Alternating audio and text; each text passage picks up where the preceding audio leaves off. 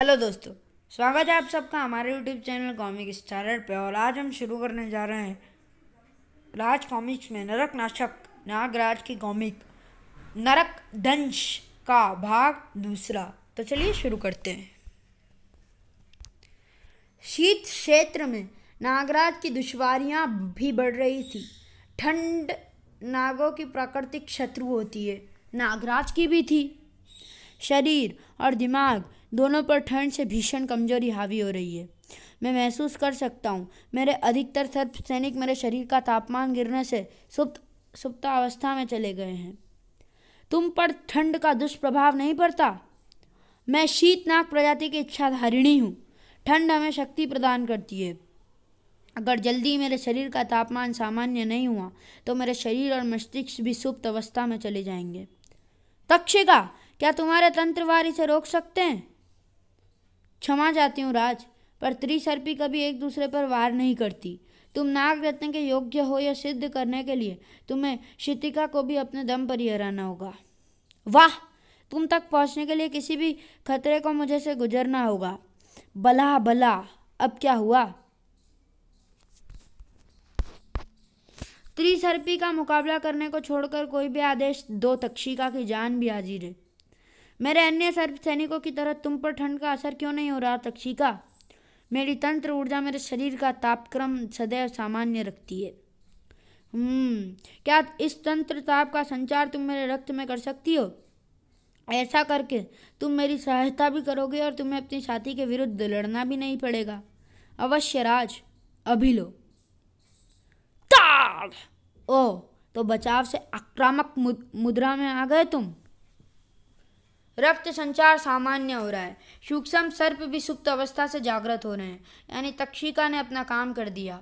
पहले से काफी बेहतर महसूस हो रहा है। अब मिस कुल से निपटा जाए। Attack is the best defence. जितना मर्जी चाहे हाथ पांव मार लो, फिर भी शितिका की शीत शक्ति से जीत नहीं पाओगे। अपनी शक्ति की काट तुमने खुद ही मुझे बता दी है मिस आइस क्यूब। मैंने कब बताई? तुम्हारी कुंडलिनी पर वार करके। भड़ाक! जब तुमने कहा कि शीत तुम्हें शक्ति प्रदान करती है, जाहिर सी बात है कि अगर तुम्हारे जिस्म का तापमान बढ़ जाए तो तुम पर वही असर होगा जो मुझ पर शीत का हो रहा था। और भला तुम यह कैसे करोगे? हमारे शरीर का ताप हमारी कुंडलिनी ही नियंत्रित करती है। शीत यानी ठंड का अपना कोई अस्तित्व नहीं होता। ताप की अनुपस्थिति की अवस्था ही शीत कहलाती है।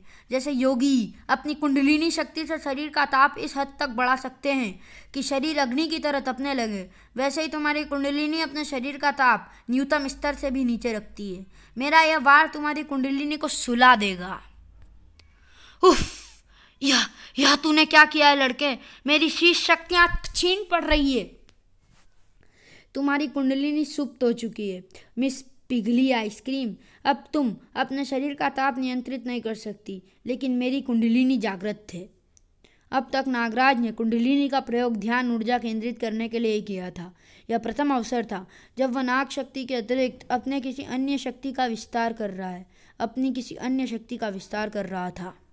हालांकि आज तक मैंने अपनी कुंडलिनी का प्रयोग इस कार्य के लिए कभी नहीं किया, पर दुनिया में हर काम की शुरुआत पहली बार से होती है। तक्षिका द्वारा अपने तंत्र ताप से खुद का तापक्रम सामान्य रखने से मुझे यह आइडिया आया है। मेरी कुंडलिनी काम कर रही है, शरीर का ताप तेजी से बढ़ रहा है। ऐसा लग रहा है जैसे मैं 1000 डिग्री बुखार में हूँ। उफ! इतनी भीषण ऊष्मा, मेरा मस्तिष्क सुप्त हो रहा है। तुम्हारी शीत शक्तियां निष्क्रिय होते ही शीत क्षेत्र की बर्फ पिघल रही है। उफ! इस नरक से झुलसती आग से आज़ाद करो मुझे। आज़ादी की एक ही शर्त है, अपनी हार स्वीकार करो और मुझे आगे बढ़ने दो। यदि तक्षिका ताप तंत्र से मेरे सूक्ष्म शरीरों का तापक्रम सामान्य नहीं रखे हुए होती तो मेरी यह अवस्था उनके लिए प्राणघातक भी हो सकती थी।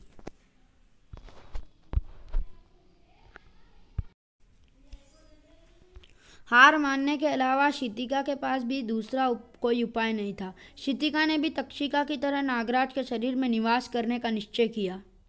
शितिका सदैव तुम्हारे लिए कर्तव्यबद्ध रहने और तुम्हारे प्रत्येक आदेश का पालन करने का वचन देती है। तंत्र, वन और शीत क्षेत्र को पार कर नागराज पहुंचा कालद्वीप के तीसरे पड़ाव पर, जो था अग्निखंड। पूरा जंगल, यहाँ तक कि पेड़ के पत्ते भी अग्नि की तरह धधक रहे थे। यह अग्निका का अग्निखंड है। अग्निका की अग्निताप तुझे पल भर में भस्म कर देगा लड़के, वापस लौट जा। तुम तीनों ने अपनी डायलॉग प्रैक्टिस एक साथ की थी क्या? तीनों एक ही जैसे डायलॉग मारती हो।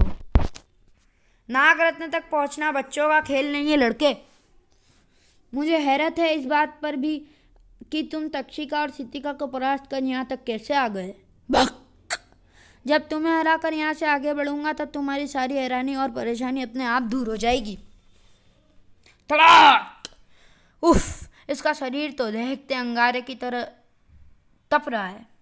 अगर मैं गलत नहीं हूँ तो तुम दोनों में से कोई भी इससे लड़ने में मेरी मदद नहीं करने वाली। Sorry Raj, but rules are rules. मैं मीन साउंड नहीं करना चाहता, पर मैंने कभी सोचा नहीं था कि इच्छाधारी नागों का अस्तित्व वास्तव में होता है, और अगर होगा भी तो वो इंग्लिश बोलते होंगे। इच्छाधारी नागों की उम्र हजारों वर्षों की होती है नागराज। नागरत्न की सुरक्षा का दायित्व मिलने से पूर्व हम तीनों ने अपना जीवन मानवों की अलग अलग सभ्यताओं के बीच उनके ही वेश में रहकर गुजारा है, इसलिए संसार की विविध भाषाओं और प्राचीन सभ्यताओं का ज्ञान है हमें। इस नागरत्न की सुरक्षा की जिम्मेदारी किसने सौंपी तुम्हें? सही समय आने पर तुम्हें तुम्हारे सभी प्रश्नों के उत्तर मिल जाएंगे राज। फिलहाल अगर नागरत्न तक पहुंचना चाहते हो तो अपना ध्यान अग्निका पर केंद्रित करो। मिस जली भूनी से पार पाने का कोई आइडिया नहीं सूझ रहा। सूझेगा भी नहीं, क्योंकि अग्निका से पार पाना तेरे वश की बात नहीं है। तेरी जली भुनी लाश ही पार होगी यहाँ से। अरे रिलैक्स मैडम ओवन, तुम्हें अपने दिमाग का टेम्परेचर कूल डाउन रखने के लिए ज़रूरत है। गुस्से में आग बबूला होना अच्छी बात नहीं। अब तुम मेरे सब्र का इम्तिहान ले रहे हो लड़के। तुम्हें लगता है यह भोली मुस्कान लेकर तुम मुझसे जीत जाओगे? नहीं, बस भयंकर भूमि भंबोड़ भूकंप भौचक्का कर पाऊंगा। क्या? पैरों तले धरती खिसकने वाली है मैडम अंगीठी। उफ! मेरे आदेश पर मेरे सर्प सैनिकों ने हमारे ठीक नीचे की धरती पोली करके ये सुरंग बना दी है। इस धरती के भीतर ही अपनी कब्र बनवाना चाहते हो? नहीं मैडम, माइक्रोवेव, आपको यह बताना चाहता हूँ कि यहाँ आपकी अंगीठी नहीं जलने वाली। आग को जलने के लिए ऑक्सीजन चाहिए, और इस रेतीली मिट्टी के नीचे तुम्हारा अपनी अग्नि शक्ति का प्रयोग कर पाना नामुमकिन है। ओह, मेरी अग्नि शक्ति कार्य नहीं कर रही। जितना हम इस समुद्री द्वीप के तल की ओर गिरते जाएंगे, भूमि का तापमान भी उतना ही गिरता जाएगा। अगर शितिका बिना शीत के नहीं रह सकती तो निश्चित तौर पर ताप का अभाव तुम्हें अशक्त कर देगा। मेरा दिमाग सुप्तावस्था में जा रहा है। फटाक! मैं मदद कर देता हूँ। अद्भुत क्षमताओं और शक्तियों की स्वामिनी त्रिसर्पी, जिनके नाम से ही आज अपराध जगत की रूह सूख जाती है, उन्हें इतनी चपलता से परास्त कर दिया था उस 15 वर्षीय किशोर ने। होश में आने पर अग्निका ने भी अपनी पराजय स्वीकार कर ली और नागराज के शरीर में निवास भी। मेरी नाग सेना में स्वागत है अग्निका। शुक्रिया राज। कालद्वीप के 3 पड़ाव तो पार कर लिए, अब आगे क्या? कालद्वीप का अंतिम पड़ाव जो तुम्हें पहुंचाएगा नागरत्न तक। तो यह है कालद्वीप का अंतिम पड़ाव। बिल्कुल, नागरत्न सामने नजर आ रहे मंदिर में रखा है, और उस तक पहुंचने का एकमात्र रास्ता ये सर्प सेतु है। पर ध्यान रखना राज, इस सर्प सेतु के नीचे जो कुंड देख रहे हो वह अमूल्य कुंड है। यदि तुम इसमें गिर गए तो तुम्हारे अवशेष भी नहीं निकलेंगे। गिरूंगा क्यों? अच्छा भला मजबूत पुल नजर आ रहा है। क्योंकि यह सेतु जीवित है। नागरत्न का रक्षक सर्प सरपट है। यह संसार का सबसे तेज गति से उड़ने वाला उड़न सर्प। यह मेरी बेवकूफ़ी थी जो मैंने सोचा कि अंतिम पड़ाव इतनी आसानी से पार हो जाएगा।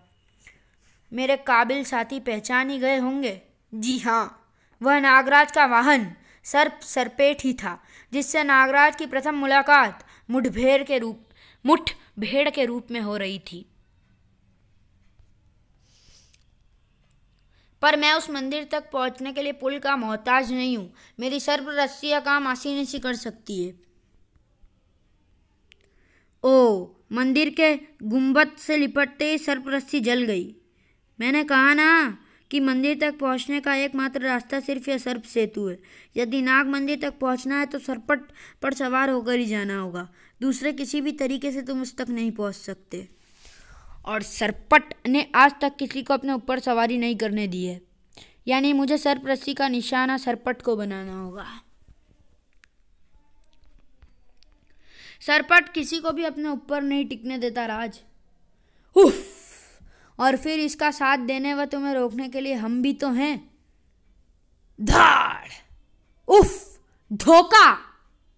नागराज, सरपट और त्रिसर्पी रूपी दो तरफा मुसीबत झेल रहा था, इस बात से अनजान कि उसके अलावा कोई और भी कालद्वीप तक पहुंचा था। यहाँ मैं अपने साथियों को यह स्पष्ट करना चाहूँगा कि बुलडॉग के वहाँ होने की जो घटना मैं आपको बताने जा रहा हूँ उसकी जानकारी मुझे काफ़ी बाद में हुई, पर आपकी सहूलियत के लिए मैंने इनका वर्णन में लगे हाथ कर रहा हूँ। शंकर शहंशाह ने जो कुछ भी कहा है, अगर उसमें सच्चाई है तो समुद्र के भीतर इस द्वीप के तल में नाग मंदिर होना चाहिए। यहाँ तो नाग मंदिर है, इसका मतलब इस मंदिर में वह वस्तु भी होनी चाहिए जिसे लाने के लिए शंकर शहंशाह ने मुझे यहाँ भेजा है। बुलडॉग के वहाँ होने का उद्देश्य नागरत्न हासिल करना या नागराज को मारना नहीं बल्कि कुछ और ही था। एक नाग मंदिर कालद्वीप के ऊपर तो दूसरा कालद्वीप के नीचे समुद्र तल में। आखिर क्या रहस्य था इन नाग मंदिर का और क्यों भेजा था शंकर शहंशाह ने बुलडॉग को वहाँ? क्या आश्चर्य था वो? सब कुछ बताऊंगा साथियों, पर सही समय आने पर।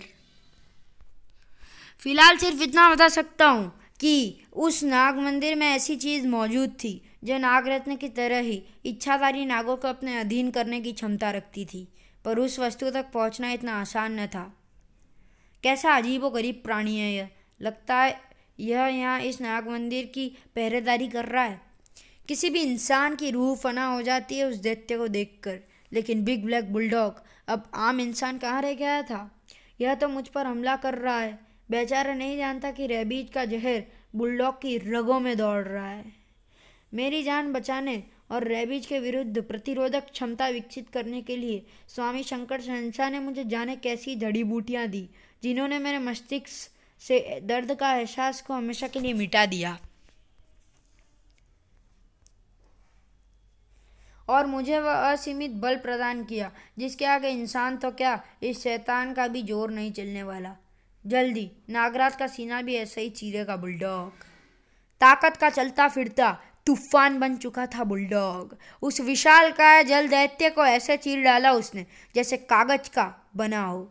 अपने जिस मालिक का हुक्म तामील करने में लगा हुआ था बुलडॉग, वह शायद अपनी जिंदगी के सबसे मुश्किल सवाल का सामना कर रहा था। क्यों पापा, आखिर क्यों? आपकी कर्तव्य निष्ठा और ईमानदारी तो मेरा गुरूर था।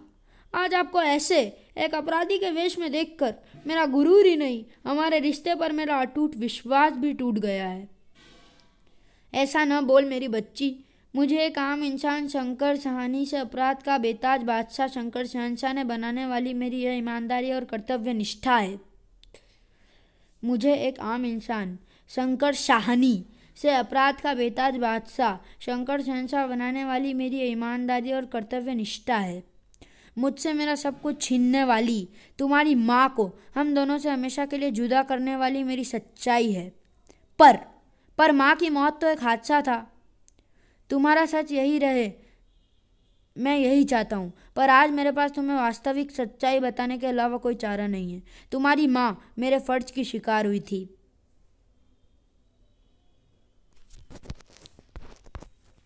राजनीति एक ऐसी गंदी दलदल है जो सच्चाई को निगलने में कोई रहम नहीं दिखाती। मेरी सच्चाई और ईमानदारी राजनीतिक गलियारों और इस गंदी दलदल के बड़े घड़ियालों को रास नहीं आ रही थी। मुझे सीधे मरवाने का खतरा कोई नेता नहीं ले सकता था। तुम उस समय बोर्डिंग स्कूल में थी। मैं और तुम्हारी माँ छुट्टियां बिताने के लिए समुद्री यात्रा कर रहे थे जब वह भयानक घटना घटी। सांप! सांप! पूरे शिप पर अनगिनत सांप है। उफ, कैसी मुसीबत है ये? यह विपदा खुद नहीं आई बल्कि भेजी गई है संगीता, मुझे खत्म करने के लिए। वरना बीच समुद्र में भला शिप पर सांपों का सैलाब कहाँ से आता है? हिस! कुछ ही पलों में पूरा शिप कब्रिस्तान नजर आ रहा था। पूरे क्रू से लेकर कैप्टन तक सभी उन हत्यारे नागों का शिकार हो चुके थे। अब अथाह समुद्र के बीच दिशाहीन जहाज और उस पर हजारों जहरीले नागों से घिरे मैं और तेरी माँ। तुम डरो मत संगीता, तुम तक इनके जहरीले फन नहीं पहुंचने दूंगा मैं। थाई थाई थाई हिस फुस। लेकिन उन हत्यारों की संख्या मेरे हथियार की गोलियों से कहीं अधिक थी। जल्दी उन्होंने मुझे और तुम्हारी माँ को अपना निशाना बना लिया। मौत मेरा भी मुकद्दर बनने पर तुली थी, पर मुझे तो हर कीमत पर जिंदगी अपने नसीब में चाहिए थी, क्योंकि मुझसे जुड़ा था तुम्हारा नसीब, तुम्हारा भविष्य। नियति, मेरी बच्ची, तुझे अनाथ नहीं होने दूंगा मैं। उफ, उफ, संगीता, तुम्हें नहीं बचा पाया मैं, पर कसम है मुझे, तुम्हारे हत्यारों को बहुत बुरी मौत मारूंगा। जहर मेरे मस्तिष्क पर चढ़ रहा था, जहर से भोजिल मेरे डगमगाते कदम कब मुझे डेक के किनारे ले गए और कब मैं अथाह समुद्र के आगेश में समा गया, मैं नहीं जानता। शायद यह तेरा प्यार और तेरी माँ को दिए हुए वादे का ही करिश्मा था, जो मैंने दोबारा अपने फेफड़ों में सांस भरी। कहाँ हूँ मैं? बहुत ही अजीब सा गांव था वह, और बहुत ही अजीब से लोग, हरी आंखों वाले, चमकती हुई सांप जैसी चिकनी खाल वाले। दिमाग को आराम दो अजनबी, तुम हमें इस द्वीप के किनारे लहरों पर बहते हुए मिले थे। अनगिनत नागों का विष था तुम्हारे भीतर। यह कुदरत का करिश्मा ही है कि तुम जीवित बच गए। जब मैं स्वस्थ हुआ तब मुझे उस द्वीप के राजा के सम्मुख प्रस्तुत किया गया। तुम्हारे सभ्य समाज के लिए इस द्वीप पर प्रवेश निषेध है अजनबी, परंतु हमारे हृदय ने गंवारा नहीं किया कि हम एक असहाय निरीह मनुष्य को अपनी आंखों के सामने मरने दे। इसलिए हमने तुम्हारे प्राण बचाने के आदेश दिए। जैसे ही तुम स्वस्थ हो जाओगे तुम्हें द्वीप छोड़कर जाना होगा और इस द्वीप से संबंधित सभी स्मृतियां तुम्हारे मस्तिष्क से मिटा दी जाएगी। मैं आपका आभारी हूँ महाराज। मैं खुद जल्द से जल्द वापस लौटना चाहता हूँ महाराज। बहुत हिसाब चुकाने हैं मुझे। कुछ ही दिनों में मुझे पता चल गया कि वह जगह और वे कबीले वाले वासी इतने असामान्य क्यों लगते थे, क्योंकि वे इंसान थे ही नहीं। मेरी देखते ही देखते वे इंसान से नाग बन गए। मैं इच्छाधारी नागों की जाति के बीच आ गया था। पिताश्री के आदेश के विरुद्ध हमें नागरूप में नहीं आना चाहिए नागज्ञा। उन्होंने ऐसा द्वीप पर आए अजनबी के कारण किया है विषप्रिय। फिलहाल वह अजनबी अपनी कुटिया में आराम कर रहा है। इस मिलन यामिनी को हमें उसकी वजह से व्यर्थ नहीं करना चाहिए। इच्छाधारी नाग कपोल कहानी नहीं बल्कि हकीकत थे, तो फिर इनकी अद्भुत शक्तियों का वर्णन भी हकीकत होना चाहिए। अपना अस्तित्व मुझसे छुपाने के लिए वे इंसानी रूप धरे हुए थे। मैं समझ गया कि किस्मत मुझे वहाँ मेरे उद्देश्य पूर्ति के लिए ही लेकर आई है। मैं भी ऐसे ही अनजान बनना रहा जैसे उनकी सच्चाई से अनभिज्ञ हूँ। वहाँ एक नाग मंदिर था जिसमें उस द्वीप का हर नाग जाता था, पर मेरा उस मंदिर में प्रवेश वर्जित था। क्षमा करें अजनबी, परंतु उस मंदिर में केवल द्वीपवासी प्रवेश कर सकते हैं। बाहरी व्यक्तियों का प्रवेश यहाँ वर्जित है। उस मंदिर तक पहुँचने का दूसरा मार्ग तलाश लिया मैंने। मंदिर के ठीक पीछे स्थित उस पहाड़ी पर चढ़कर मैं मंदिर के ऊपर तक पहुँच गया। उस मंदिर में नाग देवी की एक विशालकाय मूर्ति थी, जिनके मस्तक पर एक अत्यंत तेजस्वी मणि था। मंदिर के भीतर नाग इच्छाधारी रूप में उस मूर्ति का पूजन करते थे। वह उनकी आराध्य देवी थी। तुम्हारा अपराध क्षमा योग्य नहीं है। तुम दोनों की मूर्खता से हमारा अस्तित्व खुलकर उस अजनबी के सामने आ सकता था। महाराज मणिराज का आदेश था कि जब तक वह अजनबी इस द्वीप पर है कोई भी इच्छाधारी नाग रूप धारण नहीं करेगा, किंतु तुमने राजाज्ञा के विरुद्ध ऐसा किया है। क्षमा करें दे पुजारी बाबा, दोबारा ऐसी गलती नहीं होगी।